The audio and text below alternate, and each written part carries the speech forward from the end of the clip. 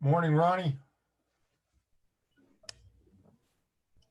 Oh, hold on, my mic isn't plugged in. I got a headset on. I can hear you fine.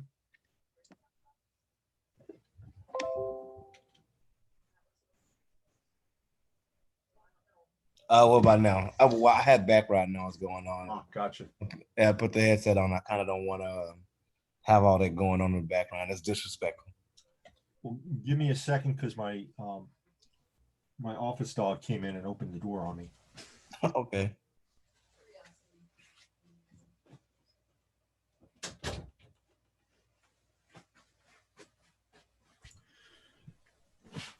It's only my wife and I, and she's in the bedroom on the other side, which we converted into an office too.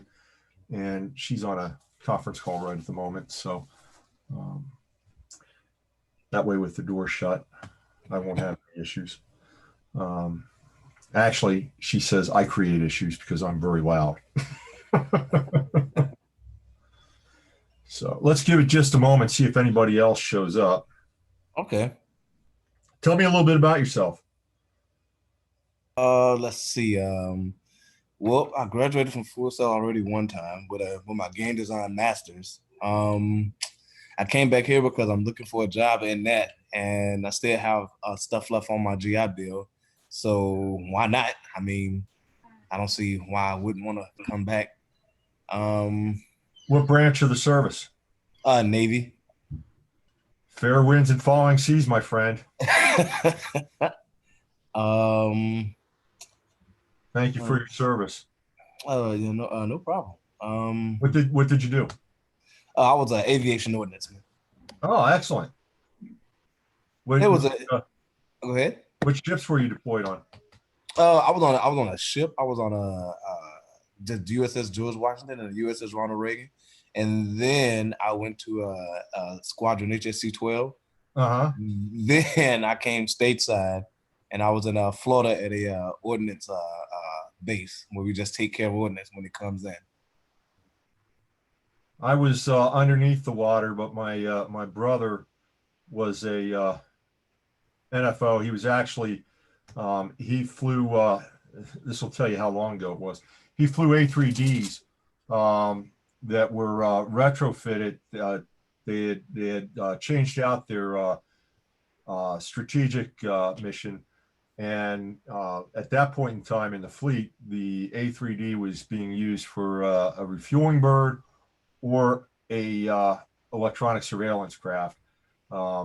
It was replacing the Connie 3-star, which was being big old prop plane being flown off the carriers, and he was the electronic surveillance officer for actually everything.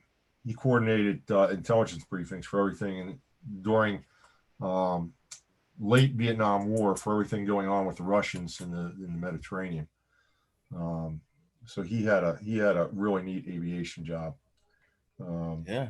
He was a couple years ahead of me, and when he would come home on leave, he'd always bring slides. And by the time I joined, I wasn't sure whether I was going to go nuclear or go aviation. And but by the time I joined, my aircraft recognition capabilities, regardless of profile, I could name every bird in the fleet and most of the Soviet birds. I was the only one that in the family that was that decided not to go aviation. My dad was a B-25 pilot in World War II. Oh, that's pretty cool. Yeah, if I'm not mistaken, I'm the only one to go in my family so far. I wanted to leave home. I was like, I'm not staying there. There ain't no way I'm going to stay here. Well, I actually did a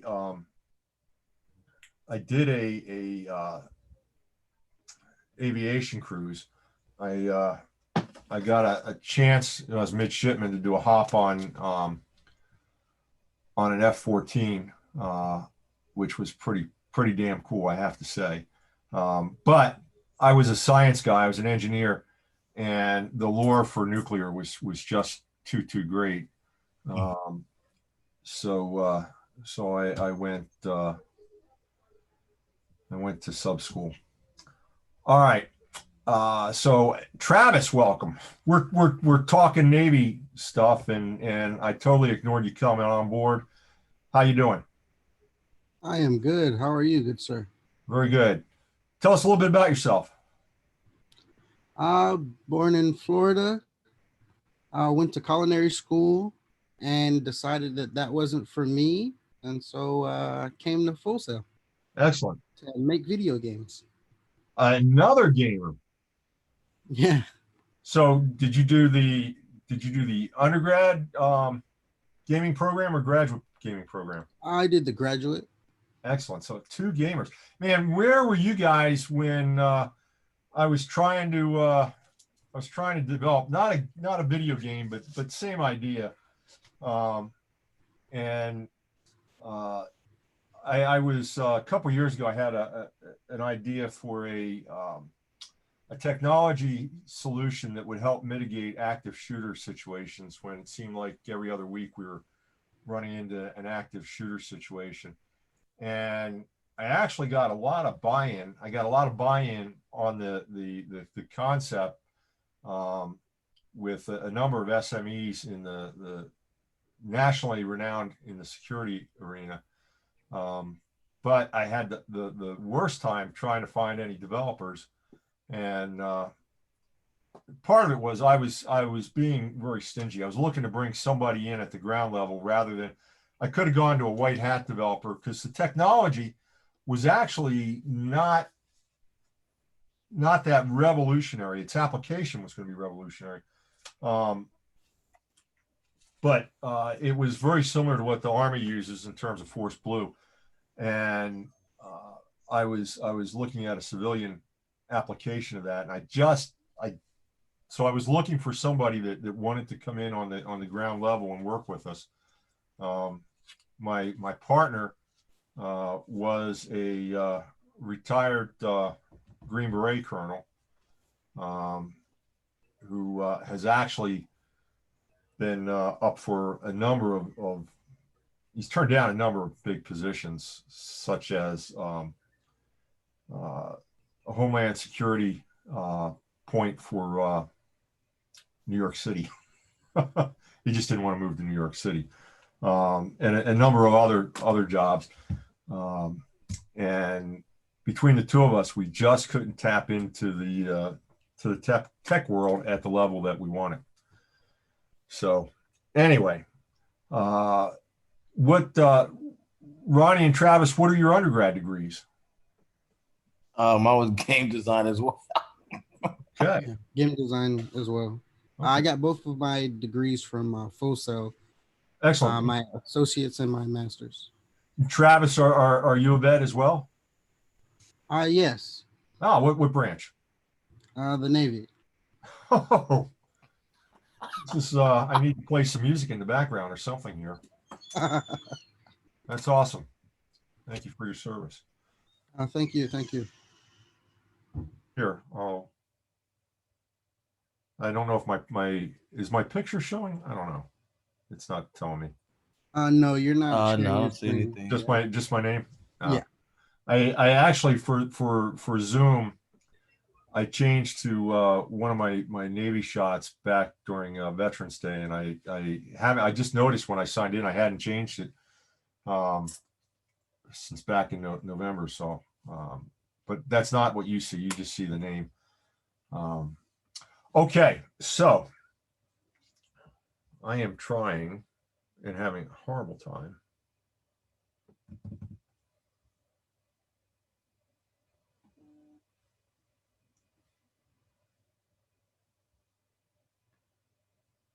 It's hard when you got so many windows open.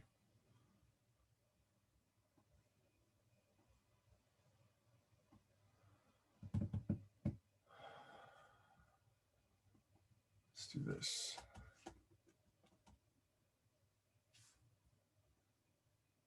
How'd you fall out of my dock? Okay.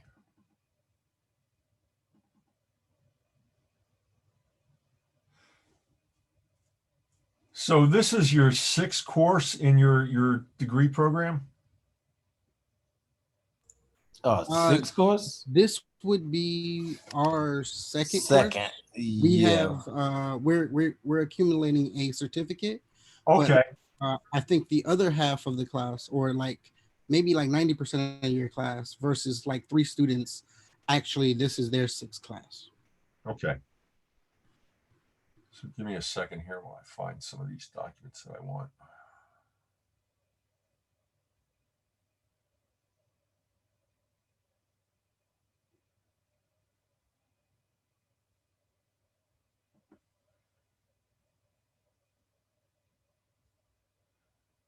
I was working on a documentary right before Christmas and through Christmas season, and consequently, I put a lot of things away that I normally just have on my desktop.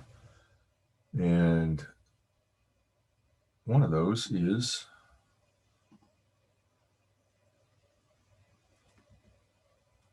what I normally cover in this Zoom session, so I apologize.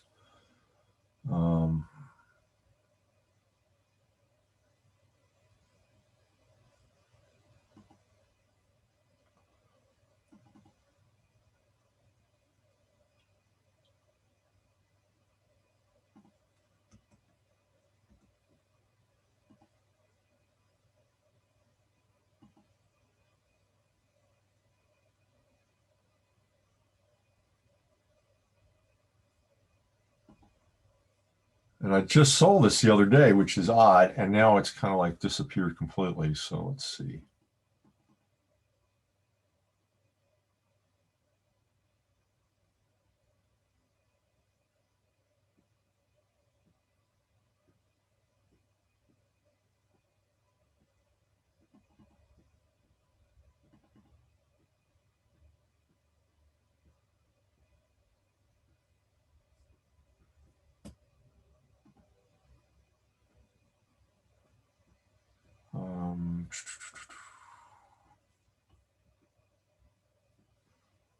Let's do this.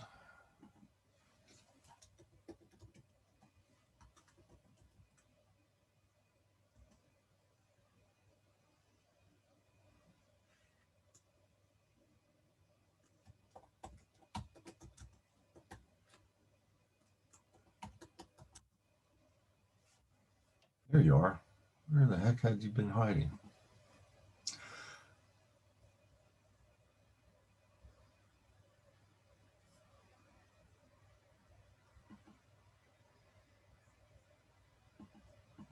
It's because that's not the one I was looking for. Okay, so let's do this. I'm going to introduce you to,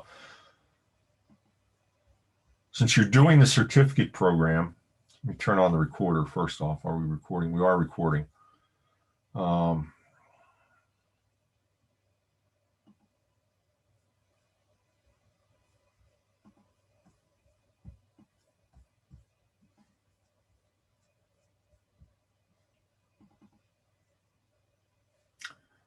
You should be seeing new media marketing, building credibility, influence outcomes, generate buzz, and increase business results.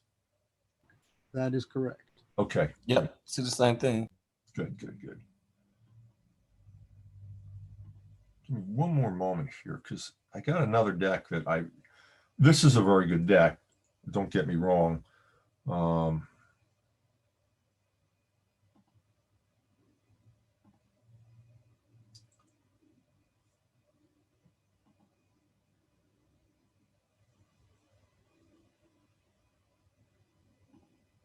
And I would like to be able to do both decks without any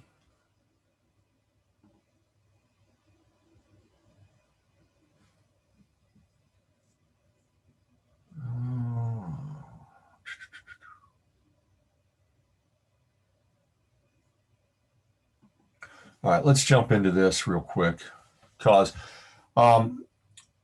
what are your expectations for this course? Let me throw that out and ask that question. I was thinking it was gonna somewhat pick up from last class, from some of the stuff that we picked up. Not necessarily the same thing that we were looking up, but I mean the things that we had to look up, but like pick up from the multimedia, not multimedia, the like what do you call it? Like the emails, the way you can get the people, Yeah. yeah, and stuff like that. That's what I'm thinking. It's gonna be more in depth off of what we got from last class. On the digital marketing side, just learning how to better present yourself when you're searching for new business and how to bring in new business. Gotcha. So let's talk about digital marketing in general for a few moments, and tell me how close this matches with what Professor Ferguson told you. Okay. And then if I veer too much, we'll just say that she's right. You tell me what she said, and we'll go with that. Sound like a plan? So in digital marketing, we normally think of marketing, just the big umbrella, and then probably in the last 10 years, 2000, somewhere around 2005, 2006, 2007, digital marketing started to emerge. And I can share a little bit of this with you in that during my time at the Walt Disney Company,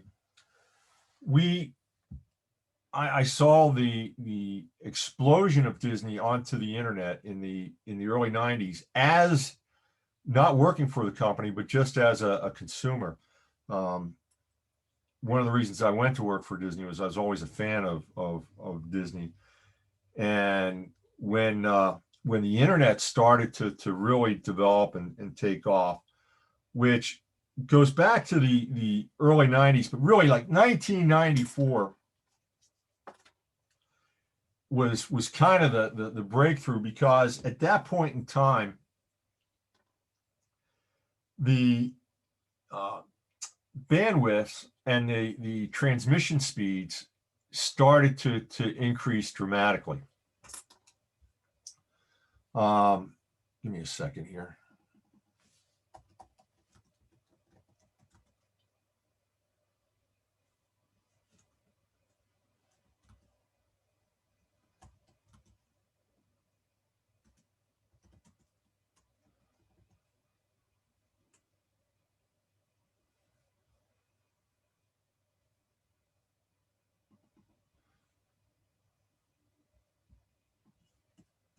So in 1994, you had the first digital banner ad ever created. I won't say the first digital ad. There were probably there were text ads back then, but this was the first banner ad that was ever created, and it used the two words that have sold more merchandise, created more revenue than any two words in history, which is simply click here. and not so 1994 is kind of looked at as a watershed moment for when digital advertising started to take off. And when we talk about, and it was slow, by the way, it wasn't something that was fast. There weren't a lot of people that were on the internet at that point in time. There were only a bunch of nerds like this guy, who was on CompuServe and America Online, because that was really what defined the internet at that point in time. And websites were just starting to be developed. So AT&T had a website, and I wish I still had somewhere. I'm sure we got rid of it because I was probably a medium back then. Had a t-shirt. It was all black and in green letters and in a computer-driven dot matrix font, was www.disney.com. And Disney actually sold those t-shirts. They didn't give them away. They sold them. And like an idiot, I bought one because I thought it was so cool that Disney was finally getting on, not finally, but was on the internet. Excuse me a second. And there were things that about Disney that I could go do, see, experience without leaving my computer. And Disney's presence on the internet continued to grow. Well, in 1996, I joined the company. And the funny thing is, I had been applying to work at Disney since 1994, and they never told me we don't want you to go away. They just said we don't bring people in at your level. You got to start at the bottom and work your way up. And I'm like, no, I've been a vice president. I've been a regional director and manager. No, put it real simple. But I kept knocking on the door. I kept getting interviews. Actually, my first interview at Disney occurred because I sent Michael Eisner a telegram. He was speaking at the stockholders convention here in Orlando, and the Orlando Sentinel had posted when he was going to be speaking to the stockholders at their annual meeting, and it was at the Contemporary Resort. So I was getting nowhere with just sending my resume to Disney, and I finally sent Michael Eisner a telegram, and I wrote on the telegram, John Reneski's resume is hopelessly lost in professional staffing's computer. Your help is needed, or help is needed. And then I signed it, your pal, Mickey Mouse.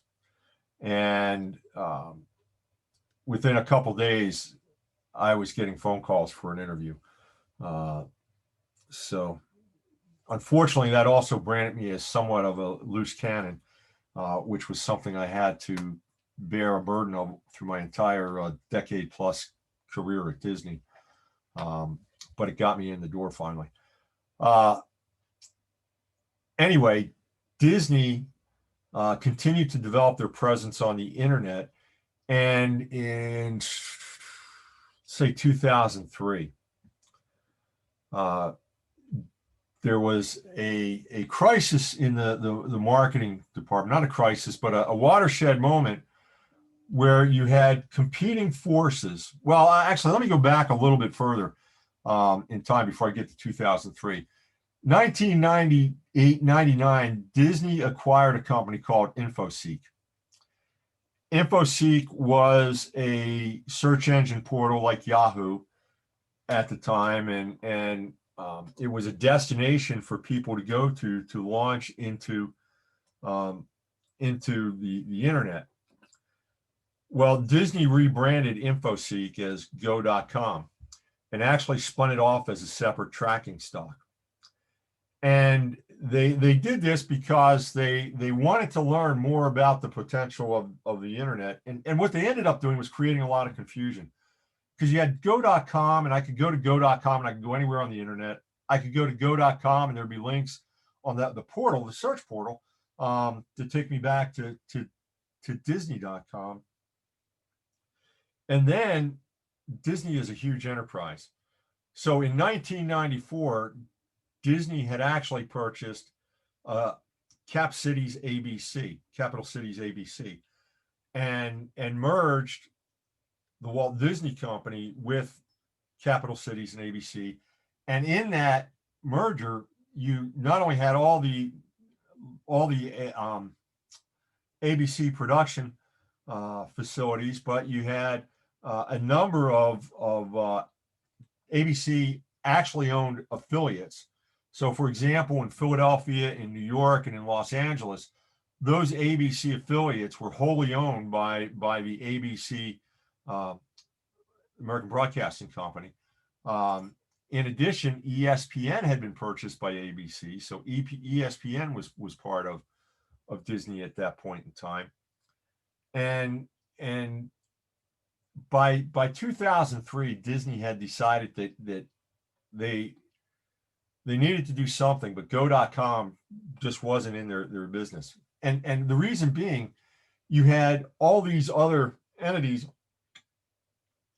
underneath the Disney umbrella that were creating websites. ESPN had a huge site. ABC had a huge site. Disney had a huge site.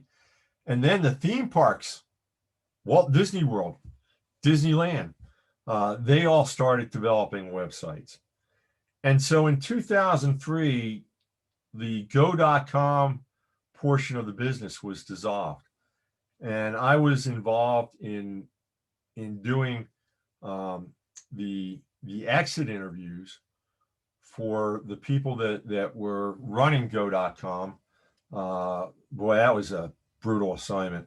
And the reason I was involved was I was an organization development consultant at the time. Organization development consultants are basically strategic planning consultants that help the organization understand where it is today and where it wants to go tomorrow. And so understanding the current state was a critical part for the company in order to be able to grow into the future. So I was part of a team of 3 that did those interviews, and those were brutal interviews. In Glendale, where the Go folks were housed, they actually had in one of the Glendale office buildings, Disney has a big presence in Glendale, California. Disney Imagineering is based there. It's like the Pentagon trying to get into Disney Imagineering. It's so top secret. But attached to that building, there are other offices, and Go.com actually had 2 huge wings that were both corridors. And the one corridor, by the time I started doing the exit interviews, they were already gone, or just a couple people. And as I was interviewing, they were telling me, we kind of referred to that as the hallway of death, because you knew if you still had an office in that hallway, chances are your job was being eliminated. That's when I say it was kind of a gruesome job to do. At any rate, came back and compiled all that information and presented it back to leadership. And leadership was having a difficult time deciding on a very important question. Is the internet another advertising channel, or is the internet a line of business? Now, at Disney is a matrix organization. So you've got some lines of business that go this way, you've got some lines of business that go this way, and they intersect, and it can get very, very confusing.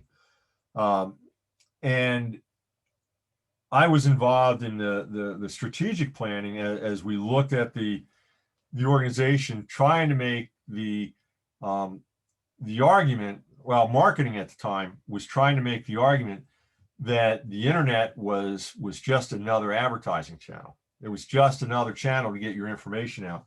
Whereas the people that had been working with Go, they were very excited because they saw the evolution of the internet into a line of business. And of course, we know that the internet is a business, but it's a business wrapped up inside a marketing shell. So we can see it really going both ways. But at Disney, it ultimately, the line of business philosophy eventually won out. And from that, there was kind of some dual purposing that occurred. And you had, from that point, ultimately, you had the evolution of Disney Parks and Resorts Online, where you could then do hotel bookings by theme park. And that eventually led to an even greater concept of the internet as being a line of business, which was the concept at Disney that developed called Disney at Home. So I got to see this pretty much from the standpoint of just a fan and a bystander to ultimately working on one of the major decisions of our time, which was how should the internet be looked at? Should it be a line of business or should it just be a marketing channel? So, and it's interesting, prior to the internet in marketing, we used to talk about marketing channels all the time as distribution channels. So when you would do a marketing plan, you'd be thinking about how you're going to advertise.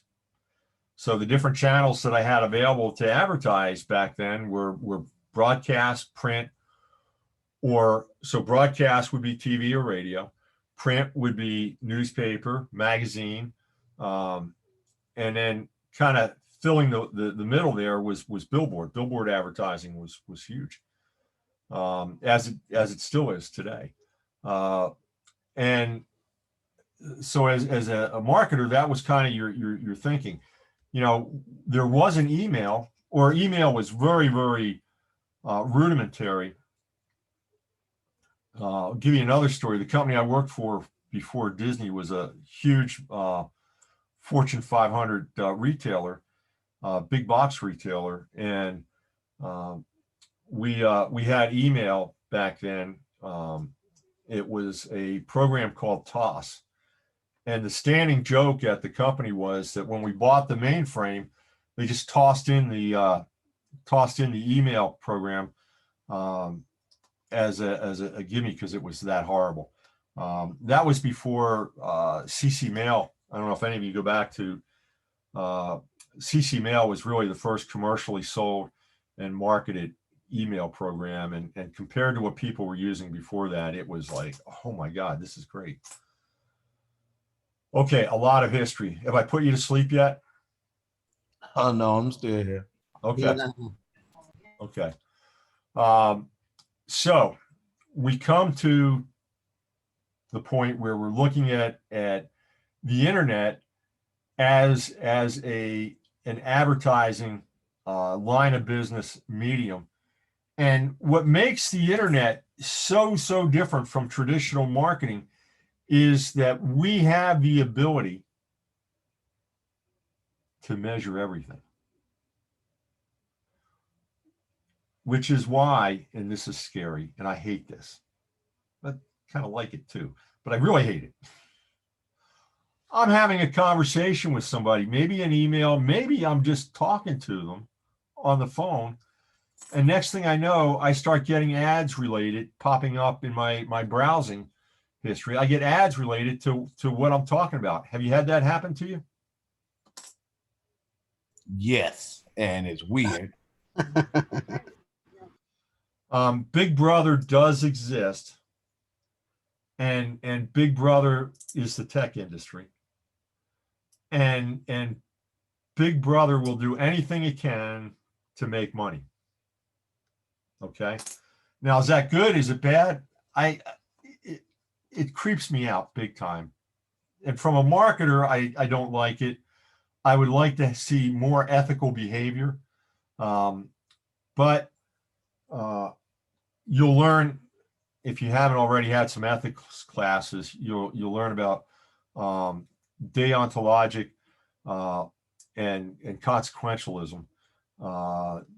Deontological is the belief in a deity and the belief that there is right and wrong, and consequentialism is basically the end justifies the means. And unfortunately, a lot of businesses, a lot of technology will follow consequentialism, and the end justifies the means. So whatever we need to do to make a dollar, we'll do to make a dollar. I've taught at other universities. I've actually taught business ethics, and I've always shied away from that perspective. And as a business leader, I've rebelled whenever I've been faced with that. I will tell you that at one point in my career, I was a regional manager, and I was we had just gone to lunch, and I was traveling with a group vice president and a regional vice president, maybe two regional vice presidents, and a group vice president. We get into the car after lunch, and the group vice president, who was the big guy, he turns to me, he says, Reneski, when are you going to stop hiring female managers that are of childbearing years? They're costing us a ton of money. And I turned and I looked and I said, you can fire me, or you can respect the fact that I've got the best flipping region in the company, and that I hire the best person regardless of any other criteria. And I'm going to continue to do that. So your choice. Like my results, keep me.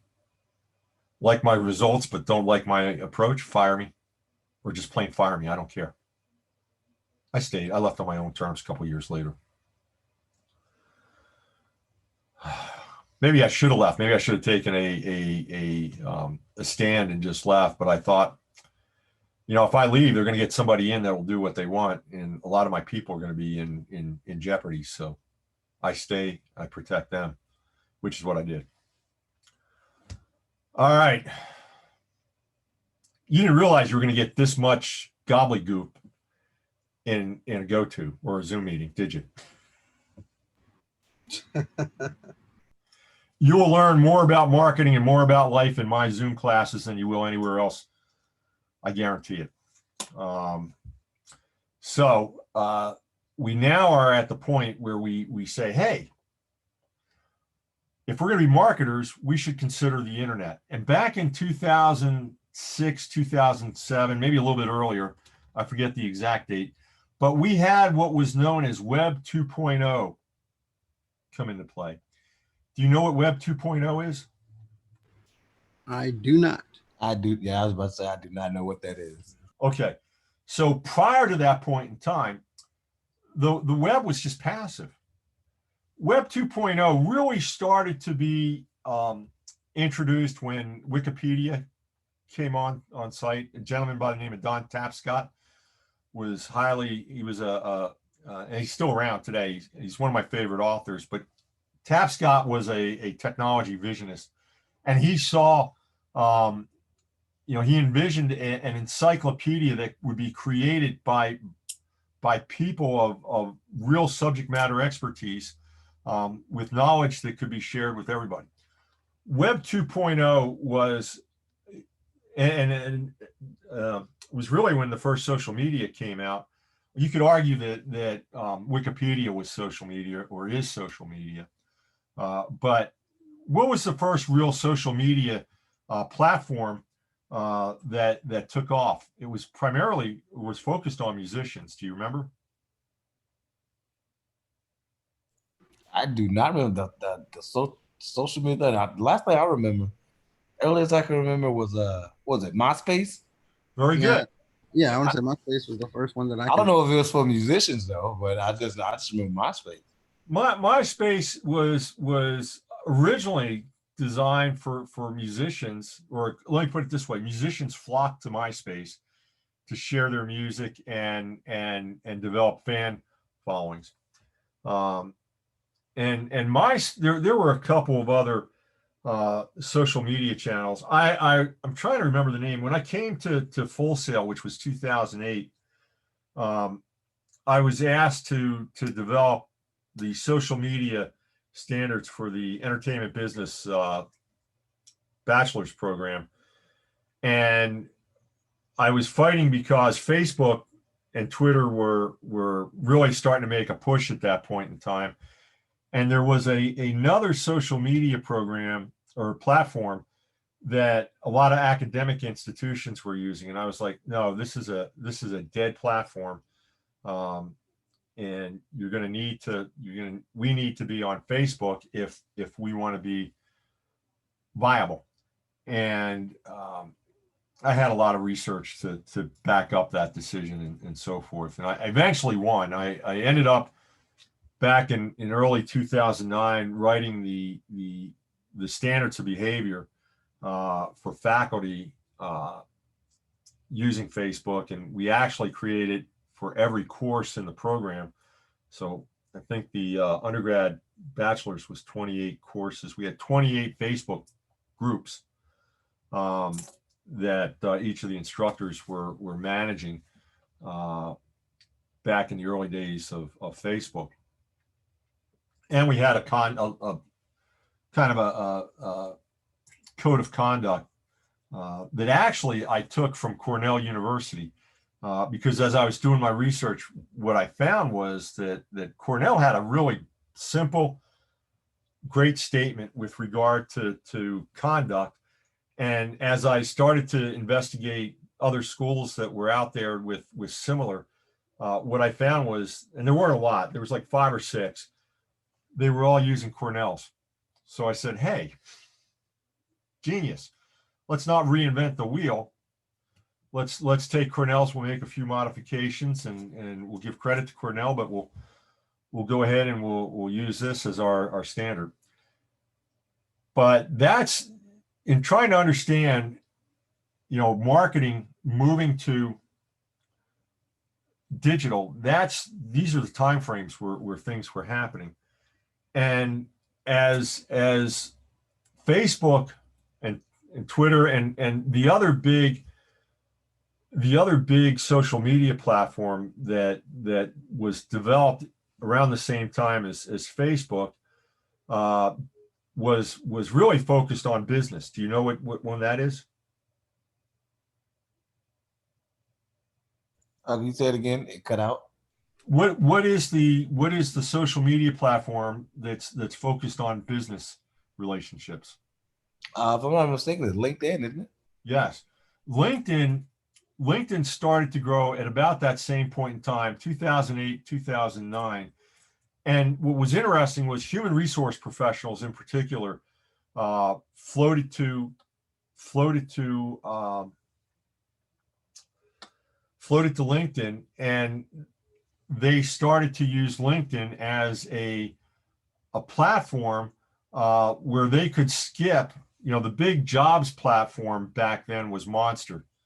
If you wanted to be found and you wanted to find a job, you wanted to have your resume on Monster, you could either pay for some advanced features or just get it on there, because who was paying? The people that were paying were the employers. One of my jobs at Disney, after to give you a little bit of background, our organization development department at Disney was kind of swept up in technology changes. And we went from having 31 of us in the department after the major downsizing reorg. There were only 6. My boss kept telling me, he goes, "You're solid.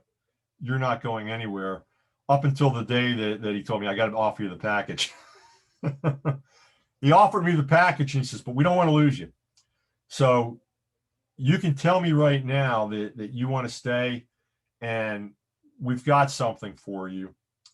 I just can't tell you what it is right now. You'll find out later this afternoon. But I'm going to have to terminate you now, and then later this afternoon you'll be able to find out what we've got available for you.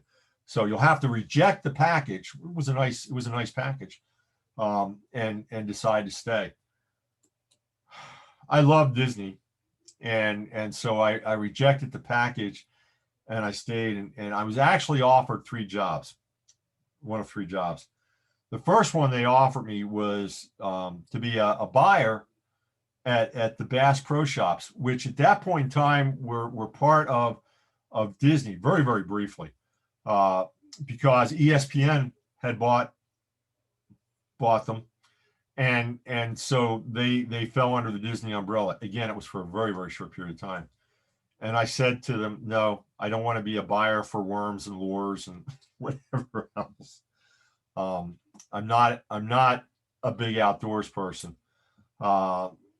So I passed up on that. The next one they offered me was to go to work for DIG, Disney Internet Group. And I was going to have to move to California to take that job. I was married, 5 kids, nice house. And I knew the cost of living in California was ridiculous. And they wouldn't tell me whether there was an increase or it was a lateral or what. And so I turned that down. The reality is they wanted me to take the 3rd job that they offered me, which was in casting at Walt Disney World. And the reason that they wanted me to take that job was because they wanted me to learn the casting process, because about 7 months after I was in the role of a Walt Disney recruiter, I transitioned back to doing what I had been doing, organization development consulting. I became the change management lead on a huge technology project that was encompassing not just Walt Disney World, but the entire organization. And as it turns out, I was my job was based in California, but I was able to keep an office in Orlando, and I had an office in Burbank. So I was doing a lot of plane travel on the red eye back and forth for about a 2-year period. But during that initial 6-7 months, I got to do recruiting and be able to look at the types of processes that we were using, as well as actually get into and hire people both in an hourly role, and then I spent a period of time hiring folks in a salaried roles. So it was quite an interesting time. The reason I tell you that is because on that project, I got to work with marketing and look at how they were then looking at digital marketing, and it formed a lot of my basis for later years. When we look at digital marketing, what we're saying is that we want to develop a model that we go out and we find a way to attract customers. We attract those customers, and then we have to sell something to them, right? Because remember, going all the way back earlier, I was saying that marketing, digital marketing, is really a combination. The internet presence is both a line of business and a channel. So we're bringing people into the channel, and ultimately our job is to convert them into a customer, some way, some shape or form. Did you learn about the marketing funnel? That doesn't sound familiar. Marketing funnel. Yep. I'm not sure. Doesn't sound. I've never heard. I don't think I've heard of it being called that, unless she called it something else. Marketing funnel. Okay, this is something you got to learn. You got to memorize it, and it's part of who you are from now on. How's that? At four stages. Okay. I'll go over this in a minute. I'm drawing it out for you.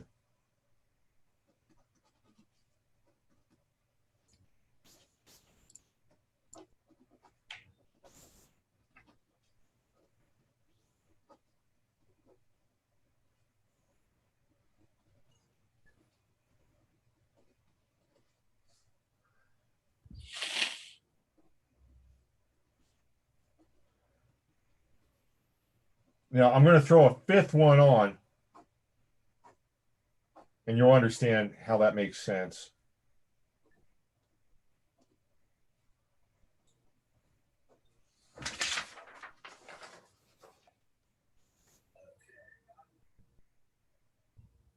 You can read that okay, right? Yes. Yeah. So awareness, interest, consideration, conversion, and then your name is above it. Oh, okay. And Advocates. Advocacy. Yeah. So what happens is in terms of marketing, and by the way, this funnel used to work for non-digital, but the difference is in digital, everything is contained. There's not significant handoffs unless it's a unique type of sale. And those type of sales are typically in B2B, business to business environments, or in very, very, very large transactions. And the easiest one to think of is car sales. But again, because think of the size of the sale that you're talking about, $30,000-$40,000 usually anymore. Man, my first car cost me under $6,000 brand new. It was a Ford Mustang.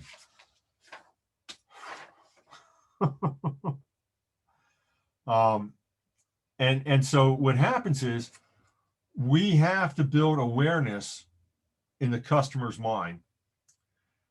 We have to then take that awareness, and that may be with regard to a product or a brand, and then we have to turn that into interest. From interest, we have to then get them to consider actually making the purchase, to where they finally do make the purchase. And then somewhere down the road, we would like that person to be an evangelist, an advocate for our company, for our brand, for our products. And that's the marketing funnel. This is how we as marketers look at our potential markets. We say there's people out there we got to make aware.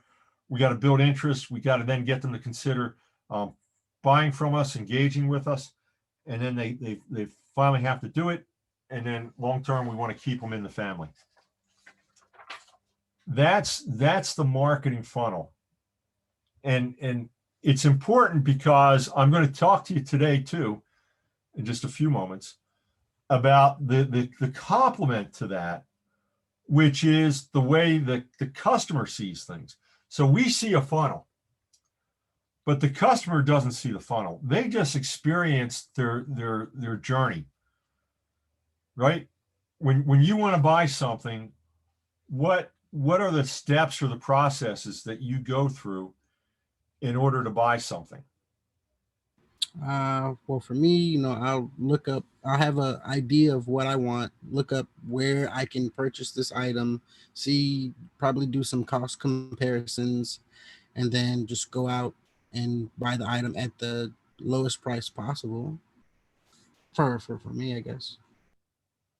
That Travis, that's called the buyer's journey. And we, as marketers, we try to figure out what the buyer's journey is. We do that by looking at understanding the funnel. And what you just described to me was really various stages within the funnel. But to you, it was more of a linear path back and forth, maybe with some redundancies, looping back around here or there. But for the most part, you were following a linear path to ultimately get you to the point where you own the item that you were investigating. And that's the buyer's journey. Now I'm going to talk to you how we figure that out. We figure out the buyer's journey by developing personas. And a persona is a researched sketch of the part of our target market.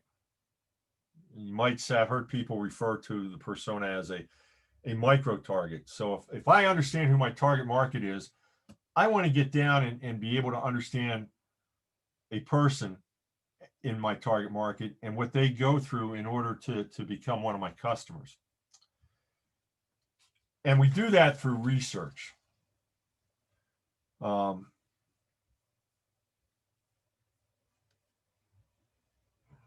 is this important? Well, because in week 1,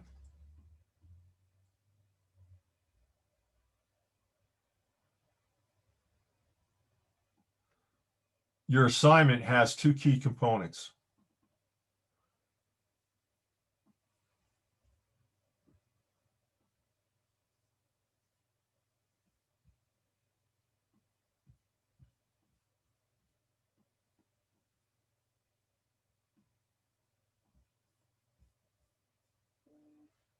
One component is with regard to developing personas, and I'll talk about these a little bit more.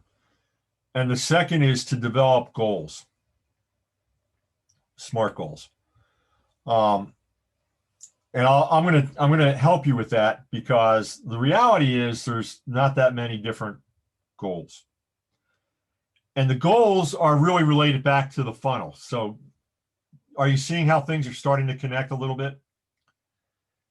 So the personas, the way that you develop personas is you've got to go out and you've got to research who your customer is and what can you learn about them. And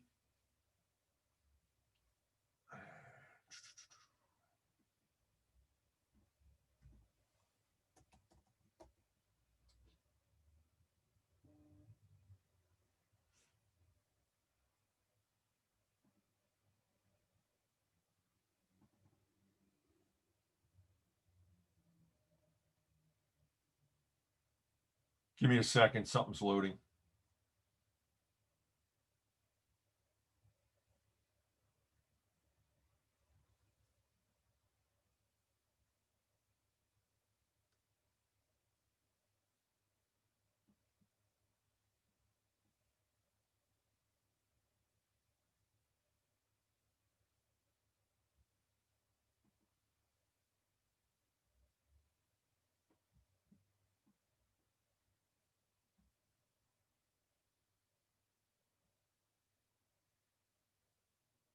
I thought it was loading.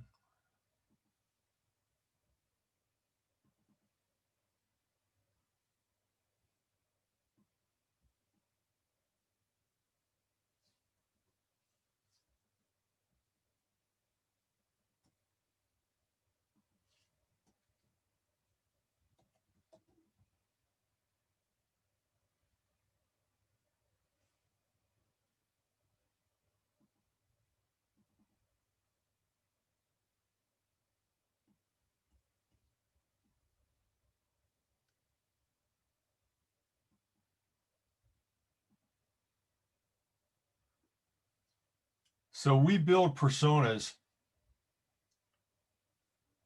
by doing research. The first thing is to understand what does a persona consist of. There's 4 areas that you want to research with regard to personas. You want to understand the geographics of your customer. You want to understand then the demographics. You want to understand the psychographics. Now, I'm pretty sure you understand the geography issues. You understand the demographic issues. Psychographics, have you ever been exposed to psychographics before? Yes, in the master's program, we had to do a target audience for our games, like what target audience are we building our game specifically for?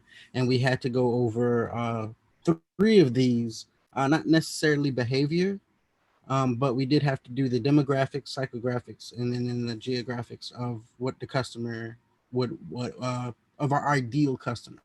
Okay. And target audience is interesting because target audience um, is when you're designing a product, and a game obviously is a product, right?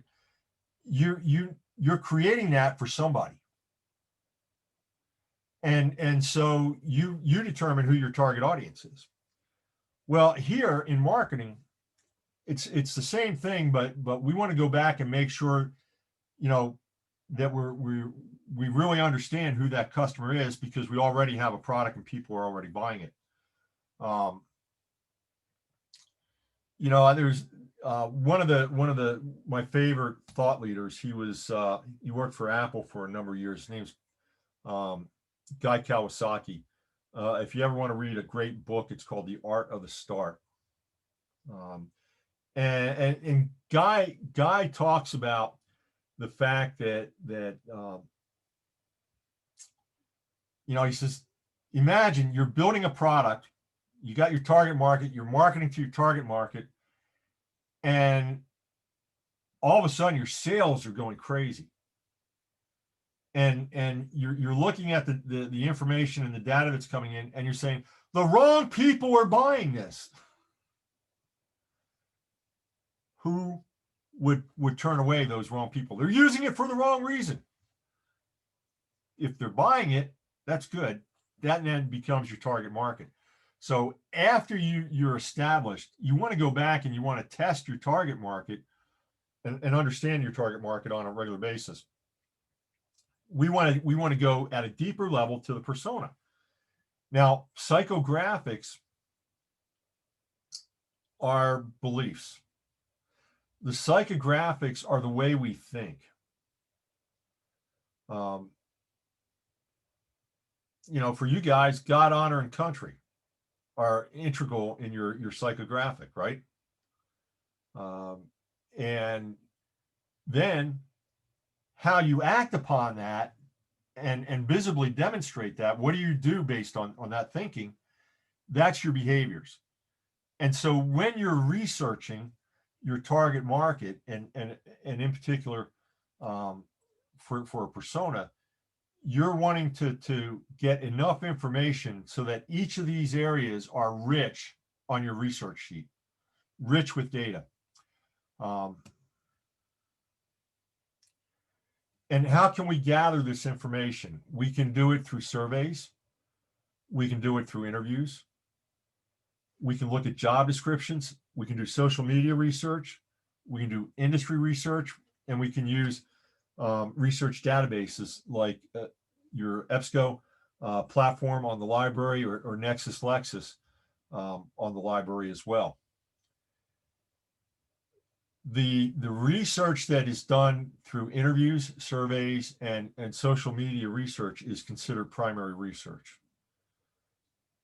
Everything else is kind of synopsis research or secondary research where somebody else has already done the work. It doesn't make it invalid, it's just secondary. And it probably won't be as rich as the primary because it's not purposely designed for what you're looking for. Sometimes you may find that it is, and that's great, but somebody was researching something and you can use the research, so much the better. We're going to focus on social media research. One of the places that you can go is Google Trends and Facebook Insights. I'm not going to give you a tutorial on how to do this. Each of those platforms you can research and they have great information, but you can learn about your markets by using these tools.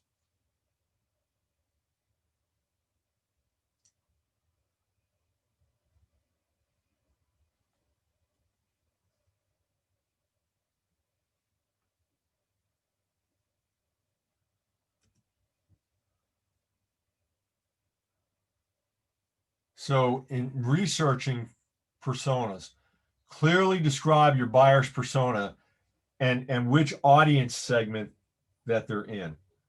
You want to reveal audience segment behaviors and preferences in social media, and ultimately incorporate with trending search data. Now, what's trending search data? So one of the fun tools to use is autocomplete in Google. So if you go to type in something, what does Google do? It provides you a list. Used to be a much purer list. Today, there's so much politics and everything, and political correctness that you may be missing information, and you may be missing information just based on who you are. Google will reinforce, just like when you're talking or you surf something and all of a sudden you're starting to get ads for something. Google will give you sometimes what it thinks you want.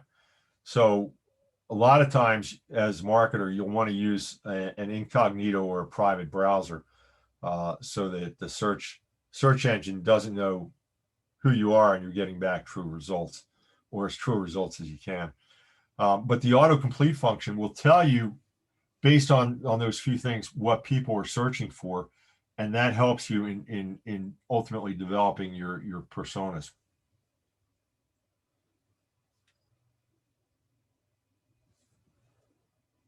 So what happens is that people are interacting with your brand in all sorts of ways. We talked about the marketing funnel.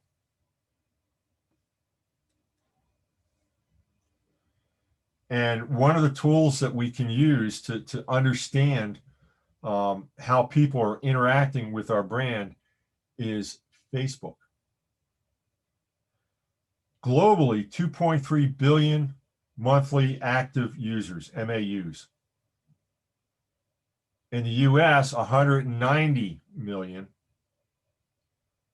monthly active users.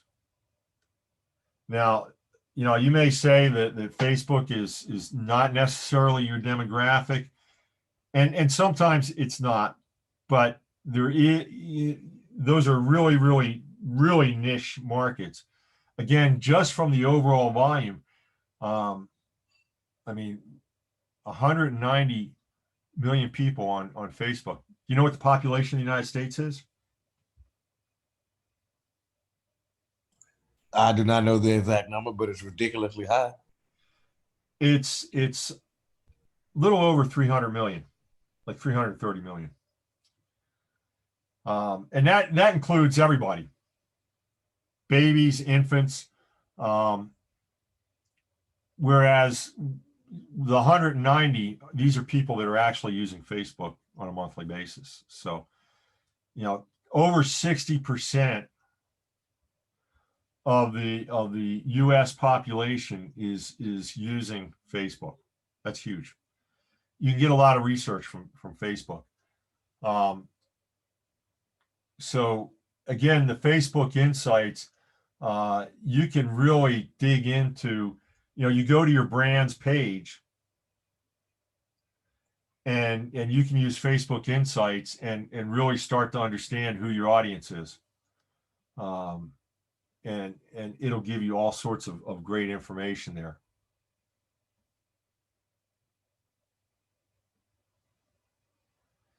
The way that you get to Facebook Insights is through this link, facebook.com ads and then audience insights. Again, if you're not familiar, you can do some research, and you will find a lot of tutorials and articles on how to do this.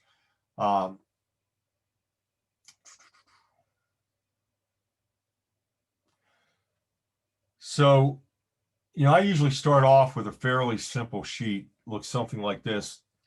What does the gender, the age range, what are the brand affiliations, the geographic location, and activities that my target market is indulging in, and then I try to narrow it down to my particular target geographic area. So I'll look at all U.S. and then I'll look locally if I've got a local enterprise. For example, one of my clients is an author. His books are everywhere, but his characters in most of the books are based here in Orlando, so he has a much bigger following here in Orlando. Even though no brick and mortar, we do a lot of marketing in trying to understand our Orlando audience.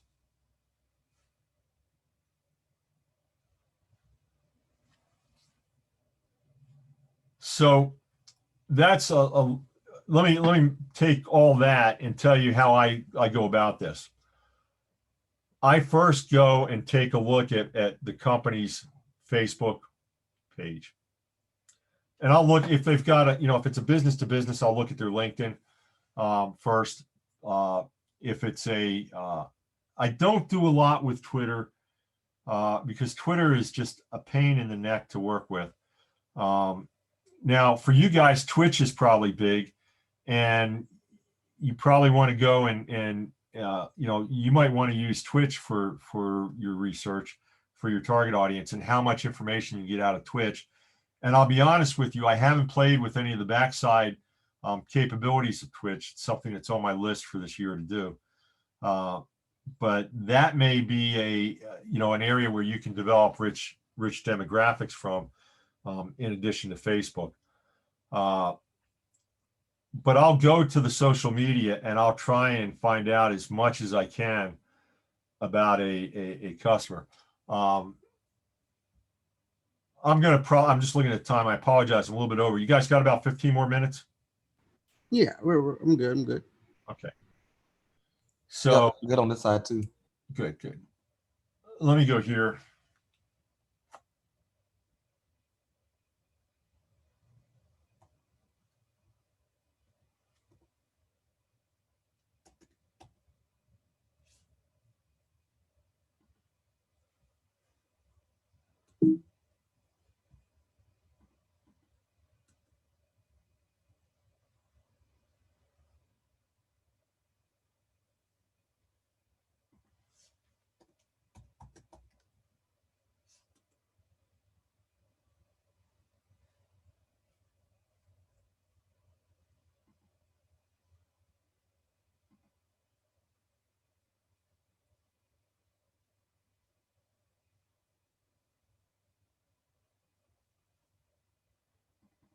I stopped sharing because I was digging into Facebook, and I don't like to share my own stuff on Facebook, but you guys could probably figure me out pretty well, knowing that I'm a vet.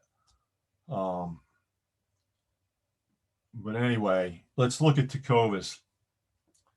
Tecovas is one of my favorite brands because they started, they're a boot company, and they started by a Texas guy that left home, went to New York, and became an investment banker, but was having trouble getting boots. So he ended up creating his own brand, and from that little seed of an idea, Tecovas, they were all over the TV this year for the holidays, which was amazing because for many years they started as a you can only buy Tecovas online. You only see advertising for Tecovas online. They may have a one brick and mortar store, which they do for Google, so that they can have Google local, which is something when you get into SEO you'll learn about. But they're an it's an interesting brand. I have a number of their boots.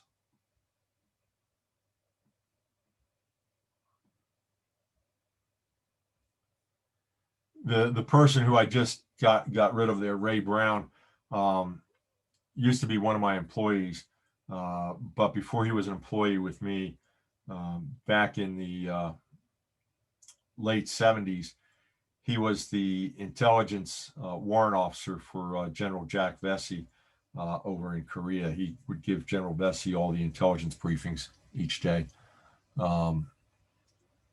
Ray's kind of a very interesting guy. He's also a Methodist, not a Methodist, a Lutheran minister who at one point tried to become a Catholic priest and got thrown out of the Catholic monastery because he was arguing too much with the instructors.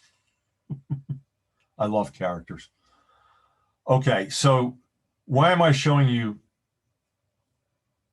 Tecovas? Well, because what I do when I'm doing research, I want to understand who my customer is.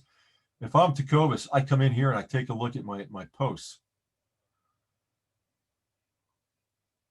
This is funny. Tom Sheets right here. Do you have an affiliate? I could have told Tom that. I know Tom, and I didn't even know he had an interest in this. Tom's ex-Navy too, and Tom has a little bit of a technology background, and I tried to bring Tom into my active shooter technology project, and he was just way too busy to be able to be involved. But that's funny. I opened that up and see that right there. What am I looking for? Well, I'm going through, and I can do a couple of things. Now, I don't know right away if these folks are fans or are they just interested in engaging.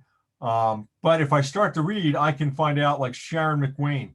I bought mine last Christmas and love them.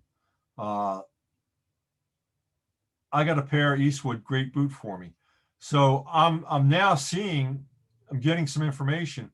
So, okay, I still don't have anything yet to build my persona on, but let's do this. I'm going to go to Sharon McWayne, and son of a gun, Sharon McWayne has an open Facebook profile. And what can I learn about Sharon McWayne? I can learn that looks like college educated from California. Let's go into the about. Not sharing much there.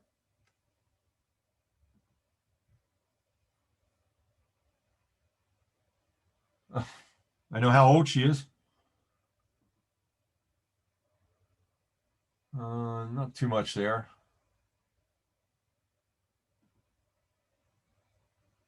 And well, I get the graduation dates, so that's pretty cool. What's the birth date? That didn't seem to match up.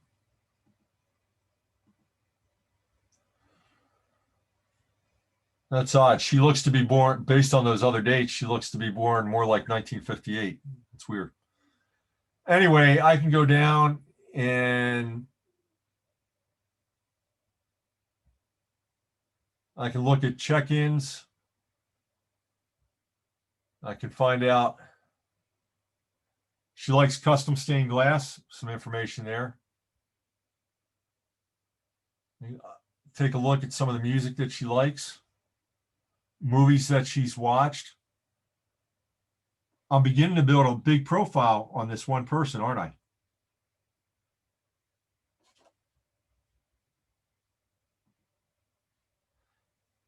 Let's go all the way back. So that's one way I can do this.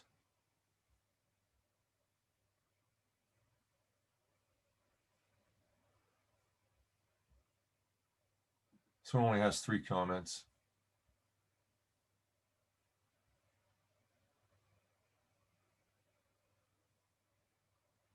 Nothing much there. I'm looking for something very particular.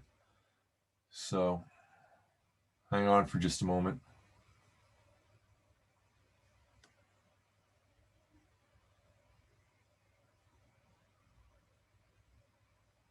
$37 more comments. Now we're talking.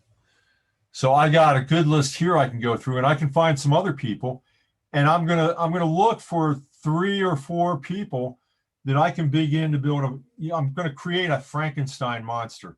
I'm gonna take bits and pieces from each of those and build into my ideal persona. And I can just take any one of these and look. But look at here what I just found. Jose Torres. And it looks like Jose Torres is telling Diana Torres, buy me boots. And not only that, what do I know about Jose Torres if I can find him again? Here he, oh, or Norman W. Esquivel. What do I know about those 2 people? They have an interest in the boots, as in they have a want. Yeah, but this in particular, this top fan, that tells me they're interacting with Jacobus a lot. So when I'm looking for people, I always start to look for top fans first, and use them to start to build my personas from. Is that new? I never noticed that. Yeah, it's top fan thing. It's been around for about a year or 2. Oh, I never noticed that. Now, not all brands can offer top fan. You have to have it's either 500 or 1,000 followers before you get the ability to award top fan badges. But yeah, it's been around for about 2 years now. Now, this is interesting too. Diana Torres is saying, I'm not happy about this. You have no clue really as to whether she's joking, right, or serious, but just interesting. anyway, that's how I begin to build my research. Now, who was that person that we were looking at earlier? I forget. Tell you what, let's take Jose Torres.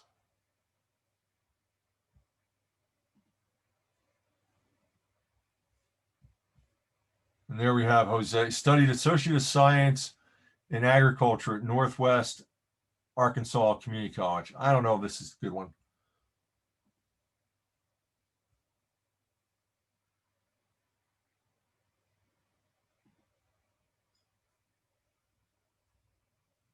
It's my 37 again.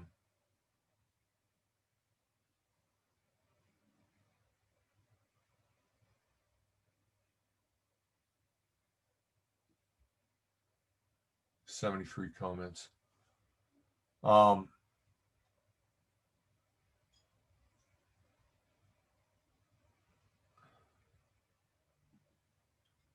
So here we have Danny Lee Ladley. And I'm going to do a little bit more research on Danny Lee.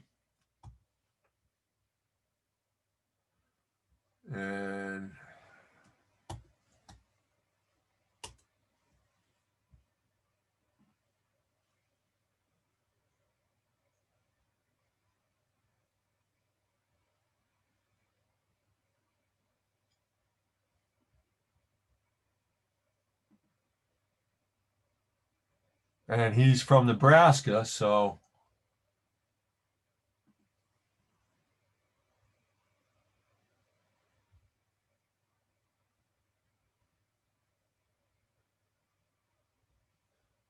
and here we have Danny Laley, Director, University of Nebraska.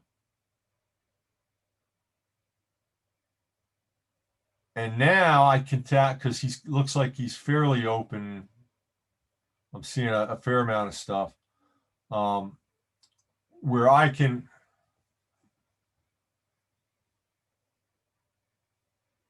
also look at everything that he's done in LinkedIn, look at his LinkedIn activity. And now I've got even more information about Danny Laley. And what I'm doing is I'm triangulating with different sources of information to be able to build a very strong profile. So that's how you use real research to build personas. Okay. The last thing I want to do before I turn you loose is talk to you about goals, because we talk about in all marketing, everything that you're doing is goal related, because we want to measure, and we measure because ultimately we want to optimize our results. So think about this. There's really only a number of objectives at the organizational level. And you may relate this back to marketing your games.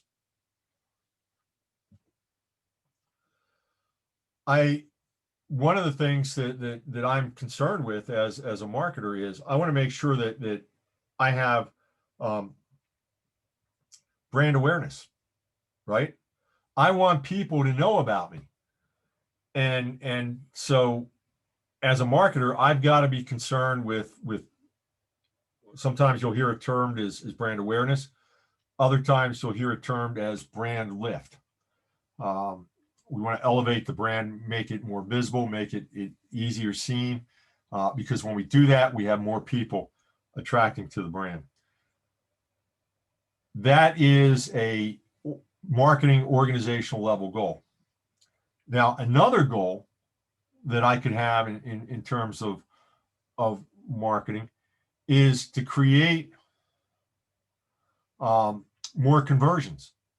If I'm not selling anything, chances are I'm going to go out of business. I remember reading a case study back in 2009. 2009 is when social justice started really coming on to making inroads into organizations and businesses. And I remember reading about this company. I can't can't recall what their product was, but they formulated part of their strategic plan where they say, this is our mission. Their mission was to become a social justice organization, meaning that they were doing things in a socially conscious way. When we talk about green businesses often talk about 3 bottom lines. Okay.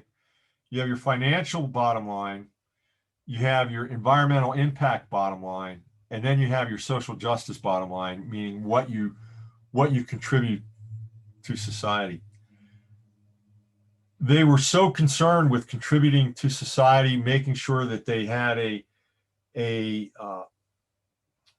green or carbon-free impact.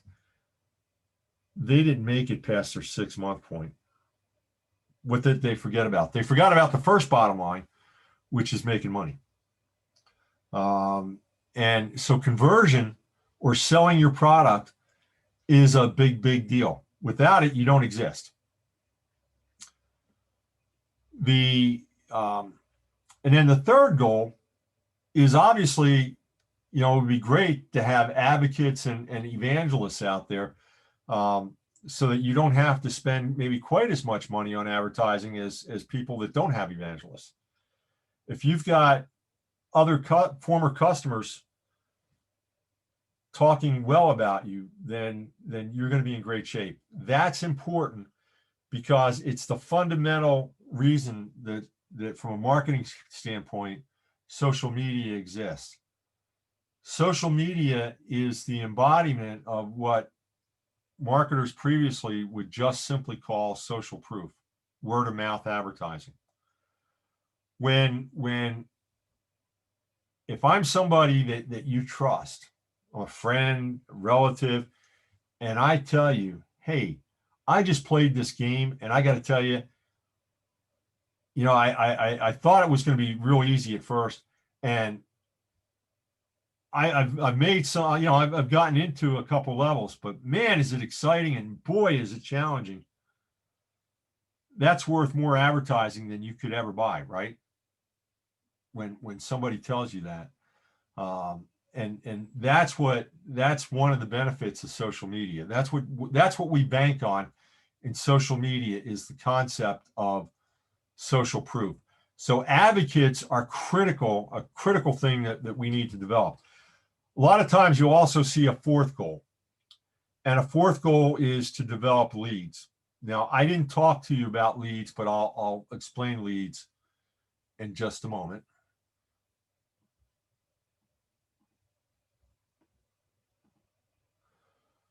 When we bring somebody into awareness and then we get them interested and considering, and by the way, these lines, they're more like clouds.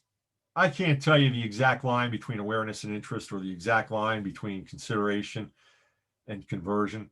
They're kind of gray, but we know that at a certain point you're interested. When we have somebody interested or considering our product, that's a lead. A hot lead is somebody that's really considering and they're burning to make the decision. A soft lead or a colder lead would be somebody in interest.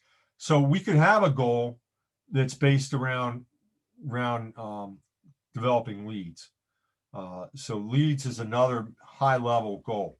Now, because this class is new media marketing, one of the ways that we're going to achieve our goals is by developing a strategy or strategies related to new media marketing. And the way that we develop sub goals is we take a high level goal, such as brand lift. How do we make our brand more visible to more people? What can we do to make the brand more visible to more people? How we answer that, for example, we might want to launch an influencer campaign. we can take launching an influencer campaign and turn that into a goal as well. And when I say, well, okay, so our goal is to launch an influencer campaign and produce X amount of revenue through our influencer campaign. How am I going to do that? I've just taken us down to another level. Keep trying to ask that how question. How am I going to do this for each goal that you identify? And it ultimately brings you down to the bottom level where you will begin to see the metrics that you need to measure in order to know the success of your program. Now, in week one, we deal really with the two top levels, right? The macro goal, the big goal, and then the next level down, which is going to be related to new media marketing. Could be advocacy program, could be an ambassador or an influencer program, could be an ambassador program. But that's what we're doing in week one. By the time we get to week 3 and 4, you're going to be looking at the metric level. So you're going to drill down into deeper level goals, and those deeper level goals will ultimately take you to the metrics that you need to measure in order to be successful. Now, what you're doing in this class is ultimately, through all 4 weeks, developing a new media marketing plan. And inherent in any marketing plan, you always, before you implement, you build your measurement plan, which is what you'll see in weeks 3 and 4. The reason for that is I don't want to start figuring out what I need to measure once I've already launched the program, because I could then end up be measuring too much. I could be measuring not enough. I can be measuring the wrong thing. I plan all this out before I actually do it. And that way I know I'm measuring and I'm optimizing on the right sets of data. And that's what is the beauty of digital marketing. So by the end of this course, you'll have a new media marketing plan that you can go out and implement. It's why this is one of the courses that's part of your certificate program. You can take the plan that you develop here and go out and be successful with it. As a matter of fact, I also teach in month 9, I teach, which you won't get this course, I teach public relations. And I have my students coming back all the time telling me that they've already implemented this program, their new media marketing plan, and they're starting to see some results. That's how excited I am about this course. So that was a lot to cover in week 1. Questions? None from me. Yeah. Travis, you okay? Yes, I am good to go. I just got to do my required reading and probably go over a little more review of the slides and maybe watch the archive, and I should be great. I've got, by the way, I have 2 other archives. I'll post this archive in a little bit. And you can watch all those. And again, as you probably can tell, my lectures will cover a lot of topics that are related and tangentially related to the material. You'll always learn something from my Zoom classes. So even though I've got, for week 1, I've got 2 other Zooms, if you got the time, I would go through them, because you may find that I covered slightly different material. And again, it'll just add to your overall wealth, particularly for you guys going through the certificate program. The more you can learn in these 4 courses, the better you're going to be. Okay. You may even decide you ultimately want to become a digital marketer. Oh, and by the way, the book is Think Like a Rock Star by Matt Collier. I'm actually friends with Mac through the person that originally designed this course, which was Kerry Gorgone. Kerry and I were both hired the same day at Full Sail. We used to share a cue ball when we were on campus. We both started in entertainment business, and we both came over to internet marketing, is what it was called back then. And I've made a fair amount of modifications from Kerry's original vision, but it's more evolution than anything radical. Think Like a Rock Star is a very easy book to read. You should be able, it's like a little over 100 pages, and you should be able to sit down and read through it in a night or 2. I will tell you that I'm a bit unique as professors go in another way. Not just that I'm weird, but in another way. I have 3 children. I have 2 that have graduated from Full Sail and 1 that's going to graduate at the end of this month. And they are 2 of them, my daughter and my daughter-in-law. My daughter-in-law is going to graduate this month. Both my daughter and daughter-in-law have the digital marketing degree. And my daughter told me, she goes, Dad, that was the best book in my entire program. It was the most interesting. And she goes, and I read it in one night. I said, well, and I got to find a tougher textbook. But it's a great book. It's a trade press, so it's very, very applicable, very, very gritty. Read it, at least read the initial readings before you start to tackle the assignment, because it'll make so much more sense. Okay. And if you got no questions, then I got nothing else to add. Well, I probably do, but I don't want to continue. We'll be here till 5. All right. All right, then. I gotta take my leave then and start getting some of this reading done, so I can knock out this post thing for tomorrow. Same. Yeah. By the way, on the post, you want to what you want to do is we give you a lot of information, a lot of different things to choose from.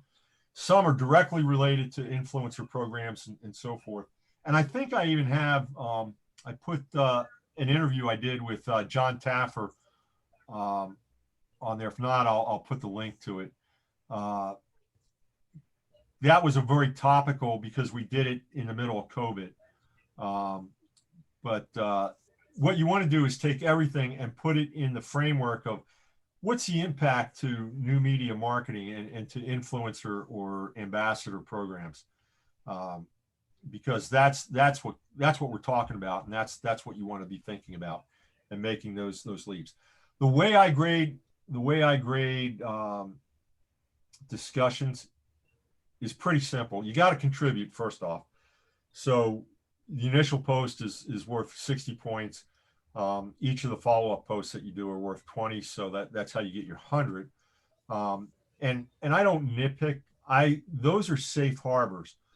But unlike Facebook or most social media, where what we're looking for is whatever's on the top of your mind, I want you to have an informed opinion based on the readings and the material that we're covering during the week. So put a citation in or two from either the textbook or an article that you've read or that you've researched, so that you're showing how you're synthesizing things that you may already be thinking about with new ideas. Does that make sense?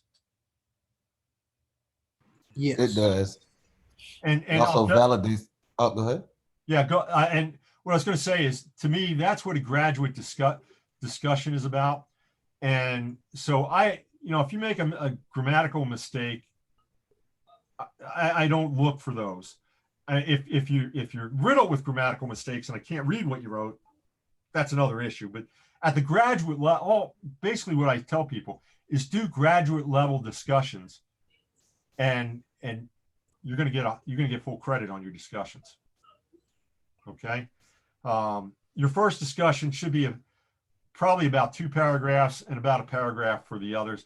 If you're really into the topic and you're writing, I always tell people cover the topic, and have fun.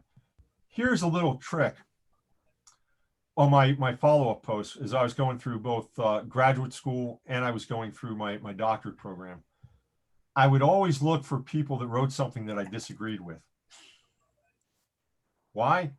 Because that's more fun, right? And what I would do is I would take the citation that they put in, and I would read their citation information. I'd go to their source and read the article that they read or supposedly read, and I would say, no, they came to the wrong conclusion. And then I'd do it in a friendly, professional way, but I'd say, you might want to think about taking a look at this from this perspective, because as I read this is what I saw. And then I'd add something from my own research that would support it. So I always got a lot out of my discussion posts because I was having fun. And by the way, feel free to do that with anything I've said today. If you can find something that disagrees with me and you want to point it out, so much the better, right? I used to love to pick at my instructors. Trying to remember if I got good grades from those instructors that I picked on or not. Now, that's another story. At any rate, have fun with your discussions, because I think you'll learn a lot, if not more, from the discussions than from the actual assignment. How's that? Noted. That sounds fun. All right, gentlemen. Flank speed and have fun this week. All righty. Yep. Take care. Bye now. You too. You too, sir.